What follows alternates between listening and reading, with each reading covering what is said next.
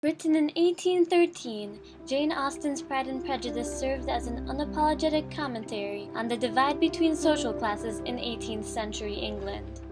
Could Austen's criticism of social classes still apply to modern society 201 years after its publication? The answer is yes. Social class has been important in civilizations all throughout history.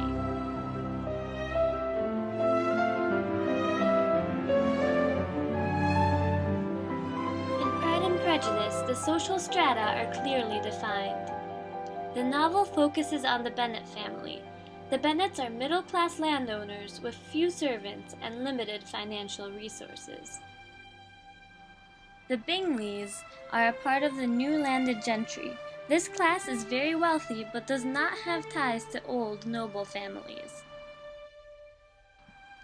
Mr. Darcy is a part of the hereditary aristocracy. He has both noble blood and incredible riches, putting him in the highest position on the social ladder.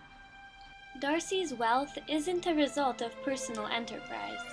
It is a result of the large amount of land that he owns. The main source of wealth in the novel is not work but land ownership, which people must acquire through inheritance or marriage. Women only have the option of marriage as they cannot inherit land. Not all of us can afford to be romantic. I've been offered a comfortable home and protection.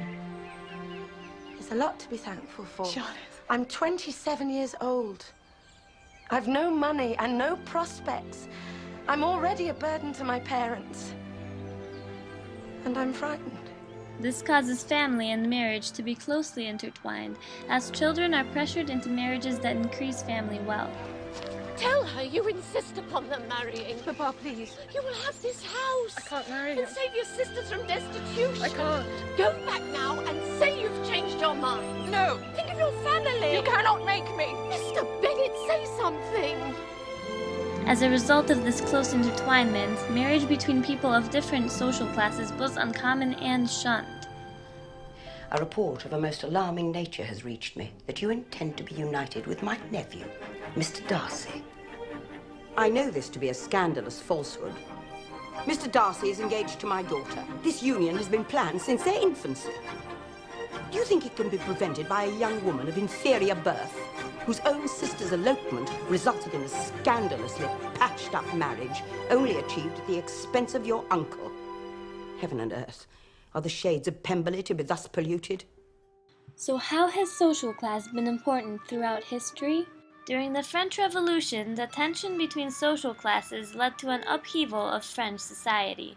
France underwent economic crisis, which led to the general people increasingly resenting the privileges enjoyed by the aristocratic class.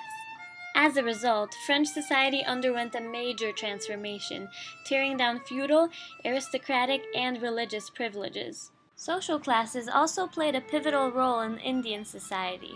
The caste system, a strict hierarchy of social class, is deeply embedded in the history of India. Since the 1950s, India has enacted many laws to ameliorate the socio-economic conditions of classes that were historically discriminated against, like the untouchables. Despite the government's efforts to ameliorate the caste discrimination, modern India continues to experience many instances of caste-related violence. A UN report mentioned around 110,000 acts of caste-related violence in the year 2005. One of the many examples of caste violence is the Kirlanji massacre of 2006, which involved the torture and murder of a lower caste Buddhist family. The Indian media did not cover the massacre until the Dalits started riots, and then the media attributed the massacre to the upper castes, reinforcing the already tumultuous divisions between castes. Here in the US, there is much talk about rising income inequality and concern about economic mobility between social classes. But this increasing inequality is most pronounced in our country. And it challenges the very essence of who we are as a people. I believe this is the defining challenge of our time. Public, obvious markers of class like dress, school, occupation, and so on have blurred.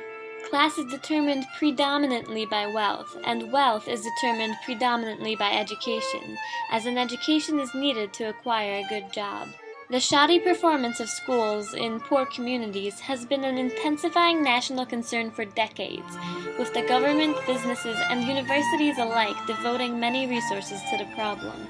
Though it has been a long-known fact that children from affluent families tend to perform better in school, studies have found that the achievement gap between rich and poor children is widening. For example, one study found that the gap in standardized test scores between high and low-income students had grown by about 40% since the 1960s. The growing divide creates difficult questions. How far should a society go in the name of equality? Is equality even possible? In any capitalist society, many of its members are bound to middle and working classes. And even in highly mobile countries like Sweden, most of those who are wealthy because of their parentage. These facts prove social division to be an ever-persisting, difficult issue.